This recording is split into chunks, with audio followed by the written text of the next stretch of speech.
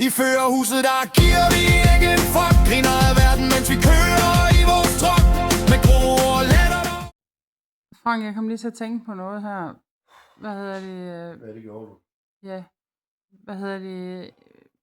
Hvis nu du skulle nævne 3 ting, som du hader helt vildt, og kan få dit pis i kog så voldsomt. Jeg hader dig ikke. Jeg elsker dig, men du kan godt få mit pis i kog. Det ved jeg godt, jeg kan. Ja, okay. Men det går heldigvis hurtigt over. Jeg ved, der er nogle andre ting, der ikke går hurtigt over. Hvad kunne det eksempelvis være?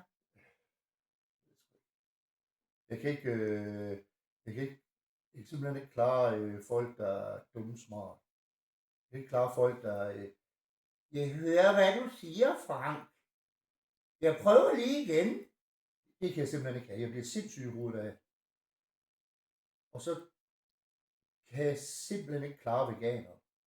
Og så kan det godt ske, at der er nogen, der bliver krænket. Jeg er fucking ligeglad. Veganer og vegetarer og sådan noget. Vi er sat på jorden for at æde kød. Kød. Og så er der en anden samling mennesker, jeg heller ikke kan lide. Og det er meget konkret. Det er de folk, der siger kvæg og jeg tager teten. Jeg kan simpelthen ikke have. Jeg bliver sindssyg. Og så stop den lortetelefon. Hej. Jeg skal se film. Stefan, Ja. top 3 over ting, der kan få dit pis allermest i kog. Udover min kone. Hold kæft. Det ved jeg ikke. Tesla ejer i hvert fald. Det er da et folkefærd for sig selv. Politikere, de skulle også bare gå ud og gøre et eller andet med sig selv. Og veganer, de skulle også bare lukke røven og passe deres egen mad.